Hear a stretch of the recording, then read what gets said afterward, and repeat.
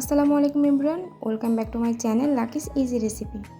চলে আসলাম নতুন একটি রেসিপি নিয়ে। আমার আজকের রেসিপি চিংড়ি মাছ ভুনা। খুব সহজ ও মজাদারভাবে একটা চিংড়ি মাছ ভুনার রেসিপি আপনাদের সাথে শেয়ার করব, যেটা বাসার ছোট বড় সবাই অনেক বেশি পছন্দ করবে। বিশেষ করে আমাদের বাসার ছোট বাচ্চা এবং বড় সবাই কিন্তু আমরা চিংড়ি মাছটা খেতে অনেক বেশি পছন্দ করি। এখানে আমি হাফ কেজি পরিমাণ বা 500 গ্রাম চিংড়ি মাছ নিয়ে নিয়েছি, আর মাছগুলোকে খুব ভালোভাবে কেটে ধুয়ে পরিষ্কার করে নিয়েছি। এখন দিয়ে দিচ্ছি আমি এখানে স্বাদ মতো লবণ। এখানে আমি চিংড়ি মাছটা হালকা একটু ভেজে নেব, এর জন্য দিয়ে দিচ্ছি লবণ আর হাফ চা চামচ হলুদের গুঁড়া, আর দিয়ে দেবো এখানে আমি হাফ চা চামচ লাল মরিচের গুঁড়া। এই হলুদ, মরিচ ও লবণটা দিয়ে চিংড়ি মাছটা খুব ভালোভাবে মিশিয়ে নিচ্ছি। আর এটা খুব সাবধানে মেশাতে হবে, হাতে যেন কোনো রকম চিংড়ি মাছের যে ছোবা বা চামড়া আছে এটার সঙ্গে লেগে না যায়। আলতোভাবে চিংড়ি মাছটা খুব ভালোভাবে আমি মশলাটা মিশিয়ে নিলাম। এখন চুলায় একটা প্যান বসিয়ে দিলাম, আর প্যানটা যখন একটু গরম হয়ে আসবে তখন দিয়ে দিচ্ছি আমি সামান্য রান্নার রেগুলার তেল, এই চিংড়ি মাছগুলোকে একটু ভেজে নেওয়ার জন্য। আর মাছগুলোকে আমি একে একে দিয়ে দিলাম। আর চিংড়ি মাছটা কিন্তু খুব বেশি সময় ধরে ভাজা লাগবে না, এটা জাস্ট একটু কালার চেঞ্জ হয়ে আসা পর্যন্ত আমি ভেজে নেব। 30 সেকেন্ডের মতো এক পাশ আমি 30 সেকেন্ড মতো করে ভেজে নিয়েছি। এটা যদি খুব বেশি সময় ভেজে নেন তাহলে কিন্তু এর ভিতরে একটা রাবারি ভাব চলে আসবে, তখন কিন্তু চিংড়ি মাছটা খেতে ভালো লাগবে না, এর ভিতরে জুসিনেসটা কমে যাবে। এখন আমি ওই তেলের মধ্যে আরও একটু সামান্য তেল দিয়ে আমি বাকি রান্নাটা করে নিয়ে নিলাম। এখানে আমি হাফ কাপের থেকে একটু বেশি পেঁয়াজটা যখন নরম হয়ে আসবে তখন দিয়ে দিলাম আমি স্বাদ মতো লবণ। আর লবণটা আমি চিংড়ি মাছটা ভাজার সময় আগেও দিয়ে দিয়েছি, সেই অনুযায়ী লবণটা দিতে হবে। আর দিয়ে দিলাম আমি এখানে 1 চা চামচ রসুন বাটা ও হাফ চা চামচ আদা বাটা। আর এই রসুন ও আদাটা খুব ভালোভাবে আমি এটা সঙ্গে মিশিয়ে নিচ্ছি। দিয়ে দিলাম 1 চা চামচ জিরা গুঁড়া আর 1 চা চামচ হলুদের গুঁড়া। দিয়ে দিলাম এখানে 1 চা চামচ মরিচের গুঁড়া, লাল মরিচের গুঁড়া আর হাফ চা চামচ ধনিয়া গুঁড়া।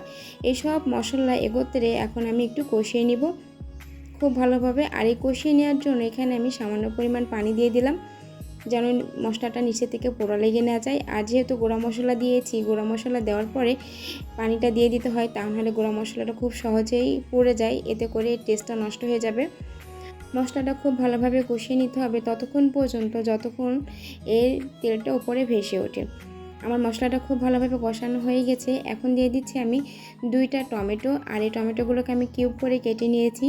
তবে এই টমেটোটা কেউ পছন্দ না করলে স্কিপ করতে পারেন, আর ভালো লাগলে টমেটোটা দিয়ে এই চিংড়ি মাছটা ভুনা করে নেবেন, এতে করে টেস্টটা অনেক ভালো আসে আর দেখতেও কিন্তু অনেক লোভনীয় লাগে। আর এই টমেটোটা সেদ্ধ হওয়ার জন্য এখানে আমি হাফ কাপ পরিমাণ পানি দিয়ে দিলাম, আর ঢাকনা দিয়ে ঢেকে আমি মশলা ও টমেটোটা খুব ভালোভাবে কষিয়ে নিব।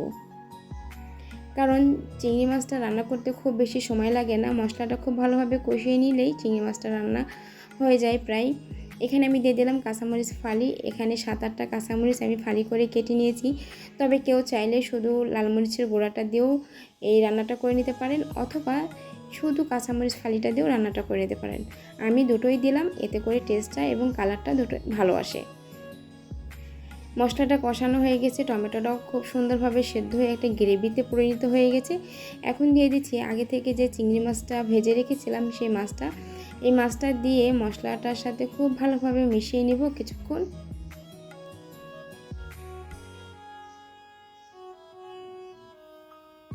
আমি খুব ভালোভাবে অনবরত নেড়ে চেড়ে চিংড়ি মাছের সঙ্গে এই মশলাগুলো মিশিয়ে নিচ্ছি, আর কিছুটা কষিয়ে নেওয়া হয়ে যাচ্ছে।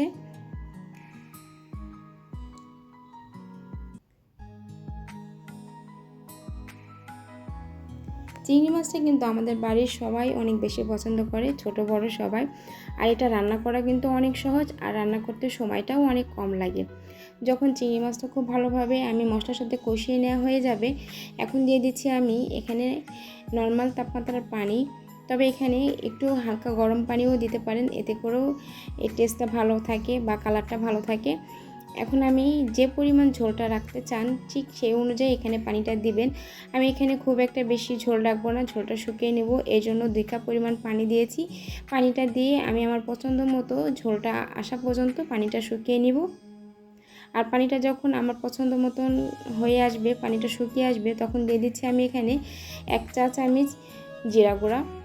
আমার রান্নাটা হয়ে গেছে, আর কালারটা দেখে বুঝতে পারছেন রান্নাটা ঠিক কতটা ইয়াম্মি হয়েছে। আমার এই সহজ রেসিপিটি আপনাদের কেমন লাগলো কমেন্ট করে জানাবেন। ভালো লাগলে লাইক কমেন্ট করতে ভুলবেন না। আর চ্যানেলের পাশে থাকতে চ্যানেলটিকে সাবস্ক্রাইব করে রাখবেন, আর পাশে থাকা বেল বাটনটি বাজিয়ে রাখবেন। আমি যখনই কোনো নতুন ভিডিও আপলোড করব সেটা নোটিফিকেশন পেয়ে যাবেন সবার আগে। আমি চলে আসবো নতুন কোনো রেসিপি নিয়ে। সে পর্যন্ত সবাই খুব ভালো থাকুন, সুস্থ থাকুন। আল্লাহ হাফেজ, আসসালামু আলাইকুম।